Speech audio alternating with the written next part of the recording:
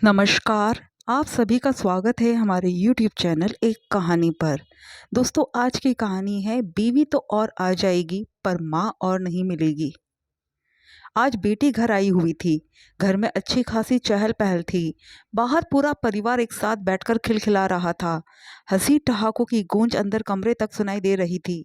गगन जी का भी मन कर रहा था कि वो भी अपने परिवार के साथ बैठे बात करे, पर वो तो अपने बीमार शरीर और उदास मन को लिए अपने कमरे में पलंग पर लेटे हुए थे। आजकल शरीर साथ नहीं देता। बूढ़ा और बीमार हो चुका है। ज्यादा बोल भी नहीं पाते, पर मन बहुत करता है अपने परिवार के साथ बैठने का, उनसे बातें करने का।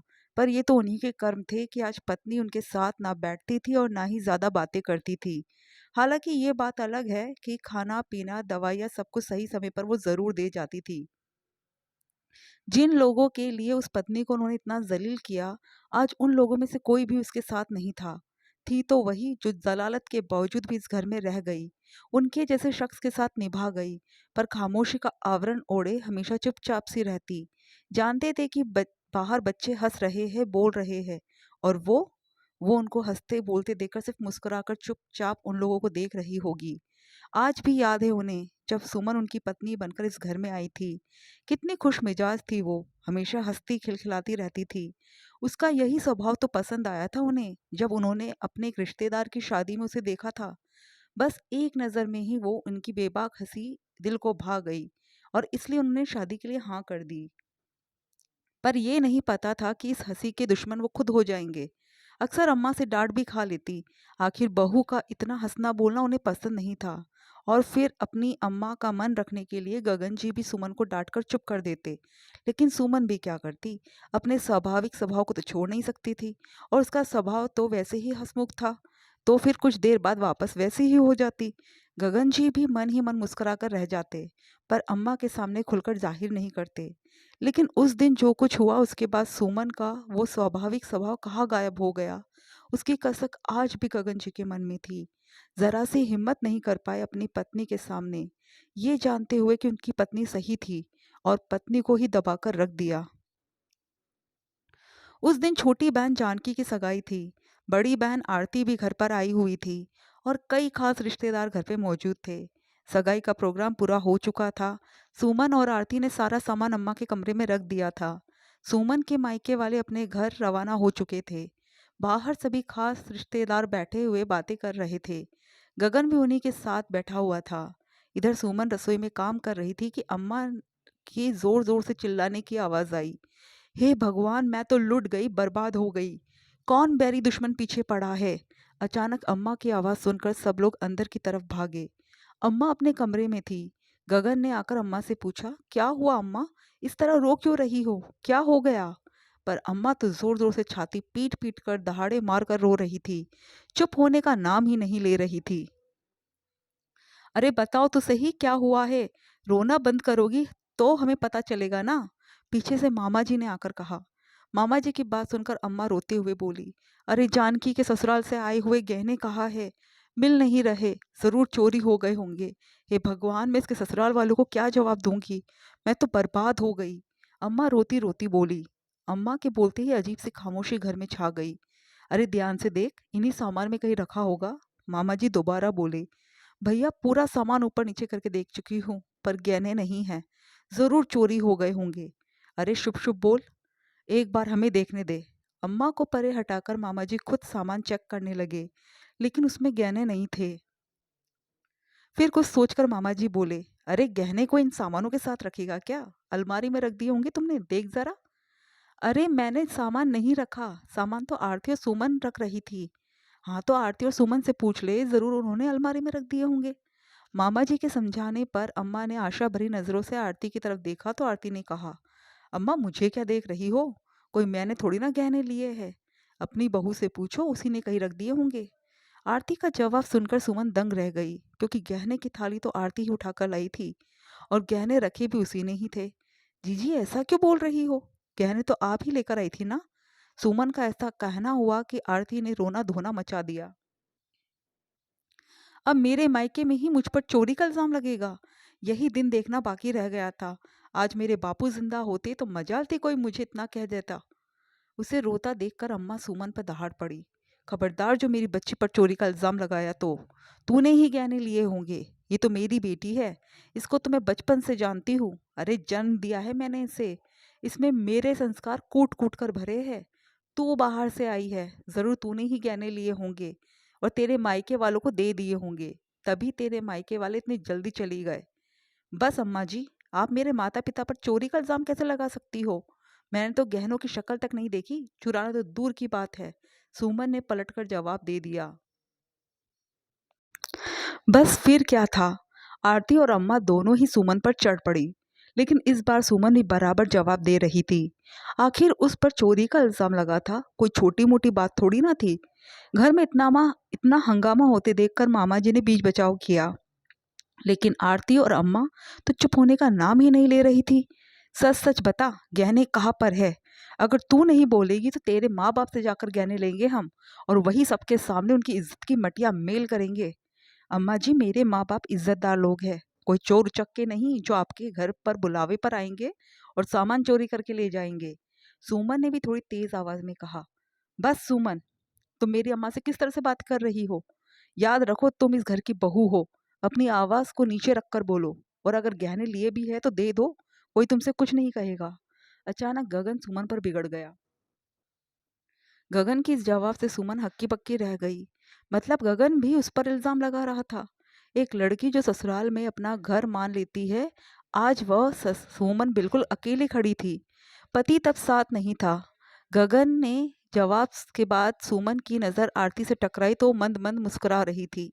इससे बड़ी जीत और क्या हो सकती थी? लेकिन तब तक आरती का 9 साल का बेटा अपने हाथ में एक कपड़े की छोटी-सी पोटली लेकर आ गया और सबके सामने ही बोला, माँ ये अपना सामान नहीं है, किसी ने गलती से अपने सामान में रख दिया। उसे देखते ही आरती के चेहरे पर पसीने की बूंदें चमकने लगी। उसके चेहरे पर डर देखकर मामा जी ने वो पोटली उस बच्चे के हाथों से ली और उसे खोलकर देखा। उसे खोलते ही सब लोग भौचक्के रह गए। उसमें जानकी के ससुराल से आए हुए गहने थे। सबने हैरानी से आरती की तरफ देखा, पर वो तो बेशर्मों की तरह अपने बेटे का हाथ पकड़कर दूसरे कमरे में चली गई, जैसे कुछ हुआ ही ना हो। रिश्तेदार मुंह पर हाथ रखकर दबी जबान से बातें करने लगे। तभी अम्मा बोली, अरे वो भूल गई होगी रखकर, इसमें यूं जबान दबाकर बात करने की क्या जरूरत है? और फिर सुमन से बोली, बेटी है वो मेरी, उसने गहने चुराए नहीं थे बल्कि संभाल कर रखे थे अपने पास। उसकी बराबरी की तो तू सोचना भी मत। पर तूने यहाँ जो इस तरह से सबके सामने चिल्ला चिल्ला कर मुझसे बात की है ना, उसकी माफ़ी मांग मुझसे। अम्मा की बात सुनकर सुमन की आंखों में आंसू आ गए। भला कोई औरत ऐसी निर्दयी कैसे हो सकती है? उसने आशा भरी नज़रों से गगन की तरफ देखा, लेकिन गगन तो नज़रें झुकाए चुपचाप खड़ा था। ये देखकर वो रोती हुई अपने कमरे में चली गई। लेकिन जब इतना हंगामा हो ही गया तो रिश्तेदार भी धीरे धीरे वहां से रवाना हो गए। यहाँ तक कि आरती ने भी देर नहीं लगाई वहां से रवाना होने में। अब घर में अम्मा, जानकी, गगन, मामा जी, बुआ जी और सुमन ही बचे थे। लेकिन अम्मा तो अब अनशन पर बैठ गई कि जब तक बहू माफी नहीं मांगेगी तब तक पानी की एक बूंद नहीं पीऊंगी। आखिर उसने इतने रिश्तेदारों के सामने मुझसे ऊंची आवाज में बात की तो की कैसे? सबके सामने मेरी बेइज्जती कर दी। आखिर गगन ने समझाया, अम्मा जो बात हो गई अब उसे छोड़ो भी, आप पानी पी लो, आपकी तबीयत बिगड़ जाएगी। अरे ऐसे कैसे छोड़ दूँ? तेरी पत्नी ने इतने लोगों के सामने मेरी बेइज्जती की है, माफ़ी तो उसे मांगनी ही पड़ेगी। अम्मा अपनी ऐठ में बोली, पर अम्मा, आरती जीजी ने भी तो गलती की थी, आखिर सुमन की क्या गलती? अरे वाह! आज तो बीवी के लिए अपनी बहन को गलत बता रहा है। अरे वो गहने रखकर भूल गई होगी, भला कौन बेटी अपने घर में चोरी करती है? लेकिन बहू, बहू को तो इज्जत को ढक कर रखना चाहिए था।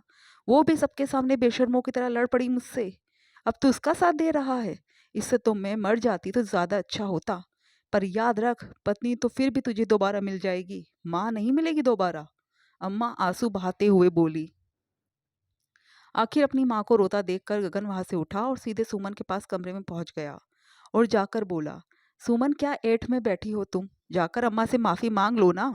देखा उन्होंने पानी की बूंद तक नहीं पी है, कहीं उनकी तबीयत खराब ना हो जाए तो इसकी जिम्मेदारी मेरी है क्या? मैं क्यों माफ़ी मांगू?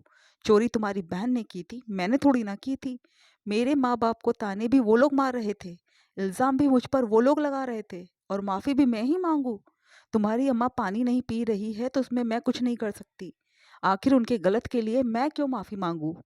सुमन समझो तो, देखो पत्नी तो मुझे दोबारा मिल जाएगी, लेकिन माँ तो एक ही है मेरे पास, वो दोबारा नहीं मिलेगी। तुम्हारी एक माफ़ी से उन्हें खुशी मिलती है तो माफ़ी मांग लो। गगन ने अपनी आवाज़ ऊंची करते हुए कहा। उसके इस जवाब से सुमन के अंदर कुछ दरक सा गया। पत्नी और मिल जाएगी, पर माँ दूसरी नहीं मिलेगी। तो पत्नी फिर हाथ थामकर घर में लाए ही क्यों थे? इस घर में मेरी जगह कहाँ है? सोच सोच कर सुमन का रोना छूट गया। पर माता पिता को दुख ना हो, उन तक ये बात ना पहुँचे, इसलिए आंसुओं का घुट पीकर मामा जी और बुआ जी के सामने उसने अम्मा से आखिर पैर छूकर माफ़ी मांग ली, जिससे अम्मा के झूठे स्वाभिमान को बहुत तसल्ली मिली। लेकिन सुमन के स्वाभिमान के टुकड़े टुकड़े हो गए।